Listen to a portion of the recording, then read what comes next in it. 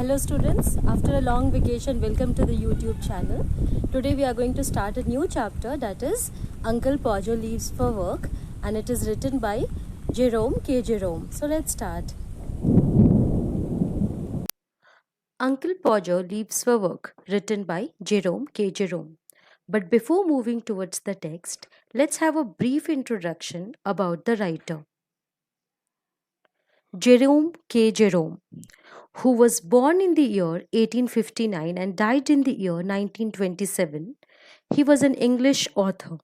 He is also well known for his book Three Men in a Boat. This book is humorous one. Humorous means that makes the readers laugh. This book became an instant hit and he got immense popularity. After this, he wrote several other novels, essays, plays, but none of these works got as popular as The Three Men in a Boat. Later on, he also wrote a sequel to this book named Three Men on the Bummel, which was published in the year 1900, 11 years after the publication of Three Men in a Boat. Here, in this particular title, Bummel is a word which you will not find in English dictionary because it is not an English word, it is a German word. Bummel means a journey without an end. So, the title of the book means Three Men on a Journey. This book tells the story of three friends who decided to go on cycling holiday through Germany. This relaxed and humorous story of the three friends wandering in and around the Black Forest is colored by stories, odd tales, Jerome's own comments on the German people and their way of life. Now, moving towards the text. Now, this story, Uncle Podger Leaves for Work, is extracted from the book The Three Men on the Bummel. As I've already told you, this story revolves around a character, Uncle Podger, who is quite funny. He gets late every day, and because of his careless and silly actions, he always gets late and he blames others in the house. By the way, we also sometimes get late, right? For various reasons. Sometimes the reasons are valid and sometimes we are at fault for causing the delay, means we are responsible by ourselves. Here, through Uncle Podger, the author stresses upon the very nature of a human being, that is, not to accept one's fault and to blame others. By the way, through this character, the author wants to amuse the readers. So, the only intention to write to make a character like Uncle Podger is to bring amusement, is to bring entertainment. Now, if I see the first para, I'm just reading it and then after that I'll explain you. From my Uncle Podger's house to the railway station was an 8 meters walk. What my uncle always said was, allow yourself a quarter of an hour and take it easily. But he always did, but what he always did was to start 5 minutes before the time and run. I do not know why, but this was the custom of the suburb. Many stout city gentlemen lived at Ealing. In those days, I believe some lived there still and caught early trains to town. They all started late. They all carried a black bag and a newspaper in one hand and an umbrella in the other. But for the last quarter of a mile to the station, wet or fine, they all ran. Here, the narrator means the person who's telling the story. That do you know that narrator means the person who's telling the story. So here, the narrator is one of the family members, and he tells in the first para that the distance between the railway station and Uncle Podger's house. Uncle Podger's house means his house also is of 8 minutes if you go on foot, if you go on walking. But Uncle Podger always says to keep 15 minutes in hand so that you can reach the station easily. But he does just the opposite of what he says.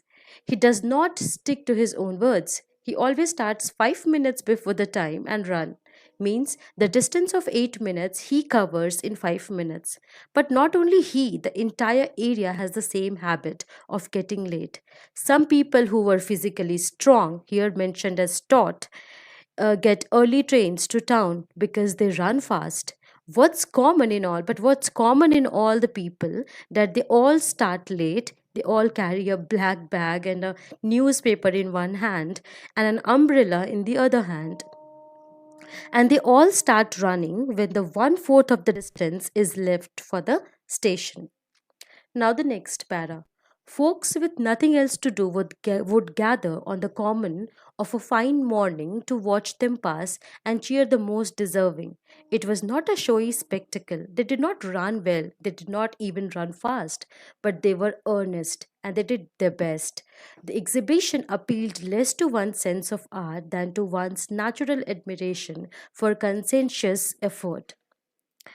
The people, now I'm explaining, the people who have nothing else to do would gather on a public land or a public place just to watch them running, just because they were looking funny.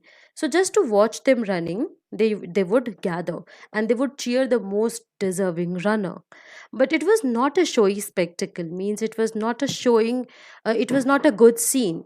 They are running, they were not running well, they are running fast. But yes, one thing that they must said, that they are running with sincerity. They are trying to give their best. The show referred in the book as exhibition were people, even for catching the train, is less artistic but sincere. The scene of running is unlike the athletes running, but the duty and the sincerity of the people can be seen. Now, the next para. It was that my uncle did not rise early enough. It was that troubles came to him at the last moment. The first thing he would do after breakfast would be to lose his newspaper. He always knew that Uncle Podger had lost anything by the expression of astonished indignation with which on such occasions he would regard the world in general. It never occurred to my uncle Podger to say himself, I'm a careless man, I lose everything. I never know where I have put anything. I'm quite incapable of finding it again for myself. In this respect, I must be a perfect nuisance to everybody about me. I must set to work and change myself. On the contrary, by some peculiar course of reasoning, he had convinced himself that whenever he lost a thing, it was everybody else's fault in the house but his own. Now, the narrator says in this paragraph that Uncle Podger never blames himself for getting late. Even he blames others for his delay. It's not that he does not rise early in the morning, he rises on the time. But at the last moment, many troubles come. The very thing he would lose is his newspaper, and that is after the breakfast. And the family members get to know about this lost thing, that is the newspaper, after seeing his surprised expression of anger on his face. He will never say that he is a careless man. He will never say that he is incapable of finding anything. And he will never say that he is a perfect nuisance to everybody. Here, nuisance means the one who creates troubles, the one who annoys or irritates others. But instead of blaming himself, he will find a strange reason to convince himself that it's because of others' fault he gets late and not his own. Students, today you mark till this paragraph we have completed. In the next video, I'll be completing the other part of this chapter. Now, with this video, one assignment will also be attached, that is a reference to context. 3 questions will be there, that is asked from the very, I think, first or second paragraph, that you have to find out. I hope you like this video. Share among your friends so that everybody in your class will get access to this video. Till then, take care. Bye bye. See you in the next video.